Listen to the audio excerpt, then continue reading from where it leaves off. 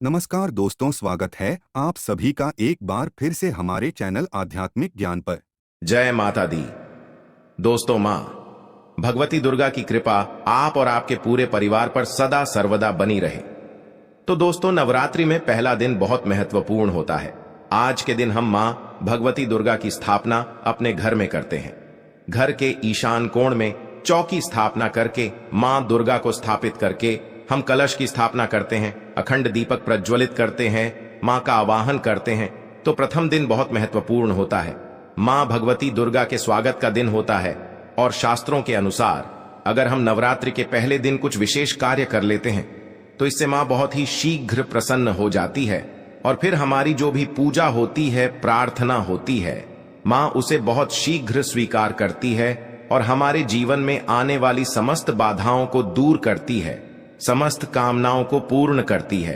तो आज की वीडियो में हम आपसे बात करने वाला हूं कि नवरात्रि के पहले दिन हमेशा क्या करें जिससे कि मां की कृपा हमें बहुत शीघ्र मिल जाए और हमारे जीवन में सुख, समृद्धि, धन, वैभव की प्राप्ति हो, संतान की प्राप्ति हो, या फिर अगर किसी भी विशेष कामना से अपनी मां की पूजा आराधना कर रहे हैं, कोई भी आपकी ऐसी कामना है जो चाहते हैं कि मां शीघ्र ही पूर्ण कर दें, तो नवरात्रि के दिन मां को शीघ्र प्रसन्न करने के लिए आपको इन 9 बातों का ध्यान जरूर रखना चाहिए। तो वीडियो को पूरा जरूर देख लीजिए और अगर आपको आज की वीडियो अच्छी लगे तो लाइक भी कीजिए, शेयर भी कीजिए फैमिली फ्रेंड्स के साथ, और चैनल पर पहली बार आए हैं, अगर अभी तक आपने हमारे चैनल को सब्सक्राइब नहीं किया है तो चैनल को सब्सक्राइब करके बेल को जरूर प्रेस कर लीजिए। इससे यह होगा कि इस तरह की सभी वीडियो के नोटिफिकेशन आपको सही समय पर प्राप्त हो जाएगा।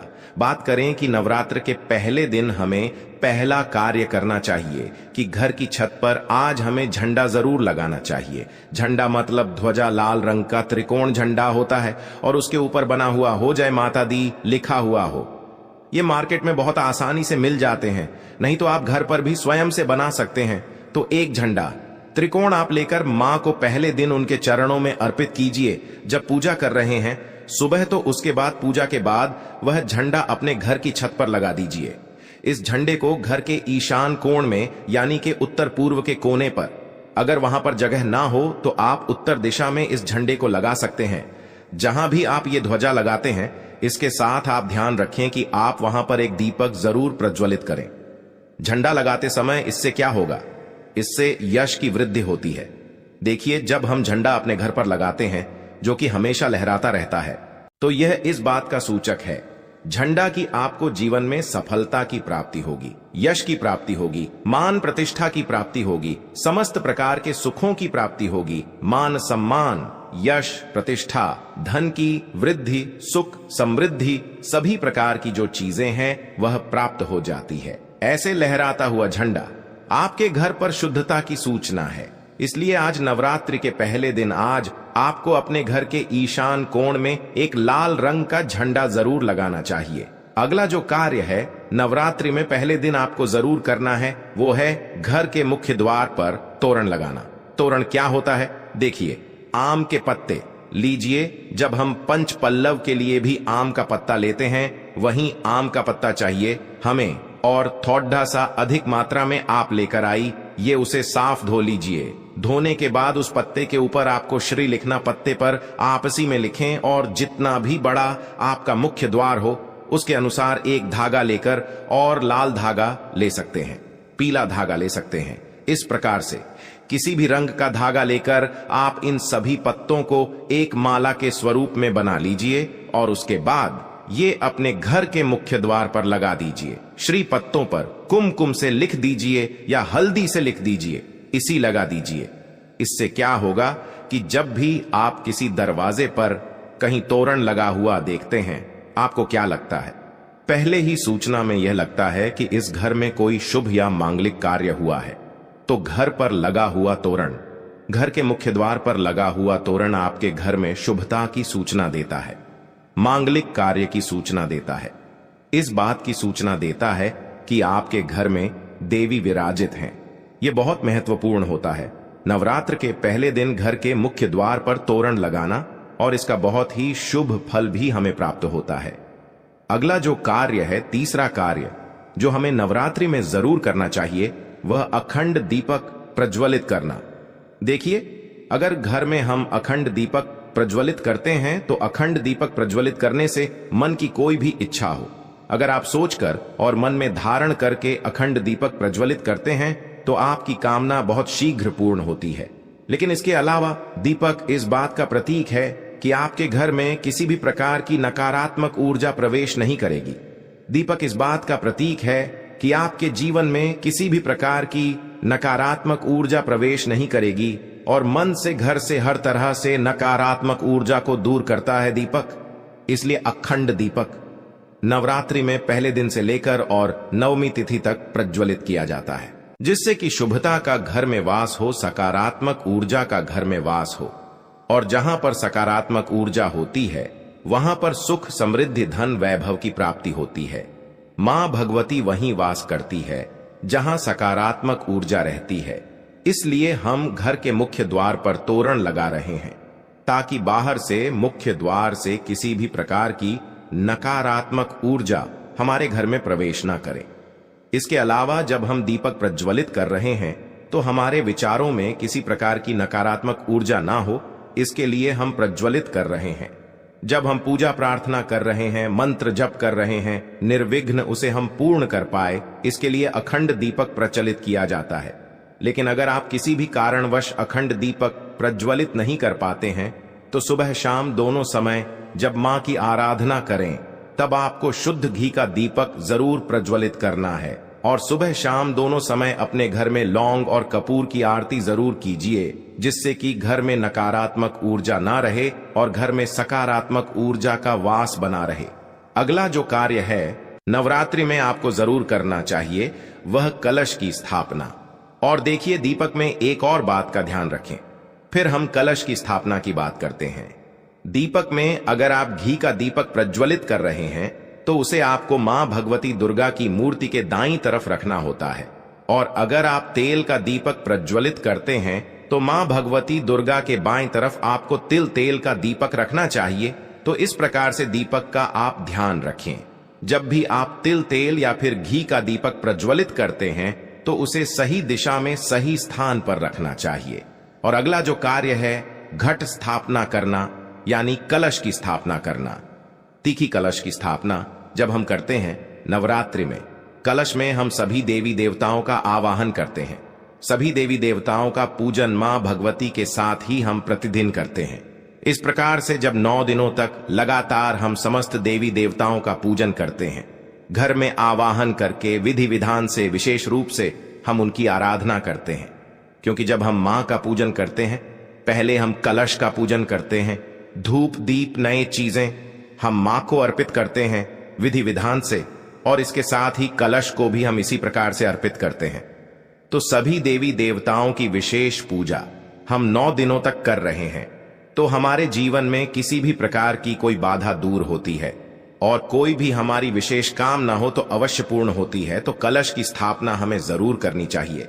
अगर संभव हो तो नवरात्रि के प्रथम दिन जो अगला जरूरी काम हमें करना है वह है जवारे होना, यानी कि सप्त धान्य बोना, जो कि हम मिट्टी में थोड़े से जॉब होते हैं जो कि हरे हो जाते हैं। बहुत सी ऐसी जॉब अंकुरित हो जाते हैं और ये शीघ्र ही अंकुरित तब होते हैं जब हमारे घर में अन्न होते हैं। तो ये इस बात की सूचना देते हैं कि हमारे घर में सुख समृद्धि आने वाली है, हमारे घर में मां भगवती विराजित हो चुकी है और घर में सुख समृद्धि, धन, वैभव, सभी प्रकार की जो शुभता है उसका आशीर्वाद हमेशा दे रही है। तो घर में अगर आप जॉब होते हैं, सप्त धान्य बोलते हैं, तो बहुत ही श्रेष्ठ माना जाता है। नवरात्रि के प्रथम दिन हमें जरूरी है करना चाहिए। और अगला जो शुभ कार्य है जो नवरात्रि के प्रथम दिन आपको जरूर करना चाहिए, वैसे तो बहुत से भक्त नवरात्रि के पूरे 9 दिनों तक व्रत धारण करते हैं। बहुत से भक्त जल पीकर या फिर फलाहार के द्वारा इस व्रत को धारण करते हैं। लेकिन अगर आप पूरे नवरात्रि व्रत धारण नहीं करते हैं तो नवरात्रि के प्रथम दिन आपको व्रत धारण जरूर करना चाहिए। नवरात्रि के प्रथम दिन और अंतिम दिन यानी नवमी तिथि पर या अष्टमी तिथि पर आपको व्रत जरूर करना चाहिए। तो प्रथम दिन बहुत महत्वपूर्ण है।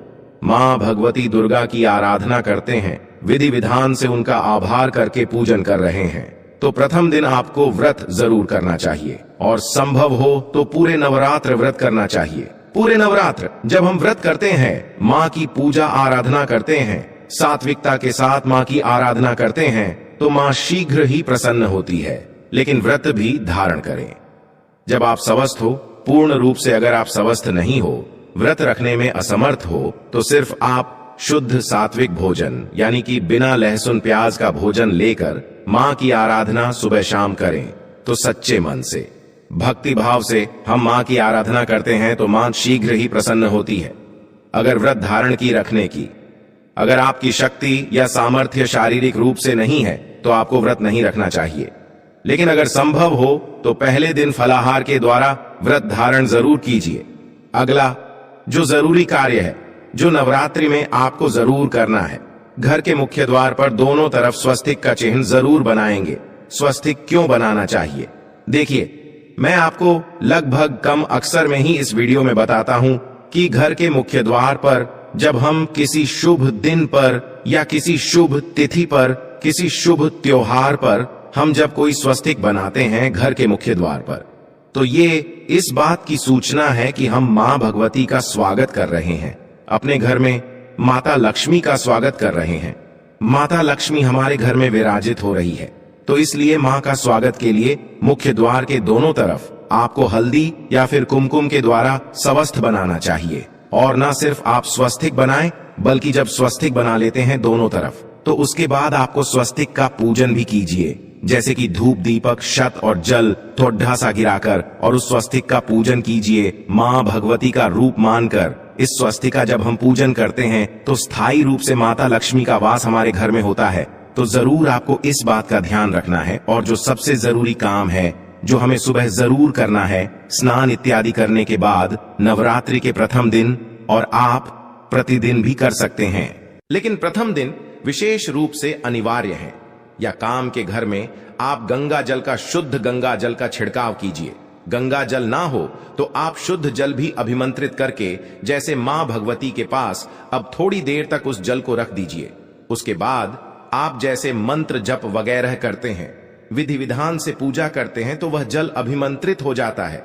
उस जल के द्वारा पूरे घर में, घर के कोने कोने में, मुख्य द्वार से लेकर हर तरफ उस जल का छिड़काव कीजिए, जिससे कि घर में सकारात्मक ऊर्जा का वास हो। और जो भी हम मंत्र जाप कर रहे हैं, अनुष्ठान कर रहे हैं, मां की आराधना कर रहे हैं, उसमें किसी प्रकार की कोई बाधा ना आए, इसके लिए घर से नकारात्मक ऊर्जा का दूर होना अत्यंत ही आवश्यक है। और घर में सकारात्मक ऊर्जा जितनी अधिक रहेंगी, उतना अधिक समय तक, उतनी अधिक सच्चे मन से हम मां की आराधना कर पाएंगे। नकारात्मक ऊर्जा की वजह से हमारी पूजा में, हमारी प्रार्थना में, मंत्र जप में बाधाएं आती हैं। इसलिए इन बाधाओं को दूर करने के लिए नवरात्रि के प्रथम दिन यह नियम बनाए गए हैं कि अगर हम विधि विधान से इन 9 नियमों का पाठ नवरात्र के पहले दिन कर लेते हैं, तो पूरे नवरात्रि हम मां की आराधना निर्विघ्न कर पाते हैं। और इस प्रकार से जब हम मां की आराधना करते हैं निर्विघ्न भाव से, मतलब किसी प्रकार की कोई बाधा न आए आपकी पूजा में, मंत्र जाप में और अनुष्ठान में, तो आपकी पूजा संपन्न होती है अच्छे से और सफलता की भी प्राप्ति होती है। कभी जब हमारी पूजा अच्छे से संपन्न होगी, तभी हमें मां का आशीर्वाद भी प्राप्त होता है। इसलिए बहुत आवश्यक है इन नियमों का पालन नवरात्र के प्रथम दिन करना। आशा करता हूं आज की वीडियो आपके लिए अवश्य उपयोगी होगी। और आज की वीडियो अगर आपको अच्छी लगी हो तो लाइक जरूर कर दीजिए, शेयर कर दीजिए फैमिली फ्रेंड्स के साथ साथ। और चैनल पर पहली बार आए हैं, अगर अभी तक आप मेरे चैनल को सब्सक्राइब नहीं किया है तो चैनल को सब्सक्राइब जरूर कर लीजिए। और दोस्तों, हमारे द्वारा दी गई जानकारी शास्त्रों में वर्णित और बिल्कुल सटीक रूप से आपको प्रदान की जाती है। और प्रिय भक्त, पूजा पाठ और नवरात्रि के संबंधित आपके मन में कोई भी सवाल हो तो हमें कमेंट बॉक्स में जरूर लिखें। धन्यवाद।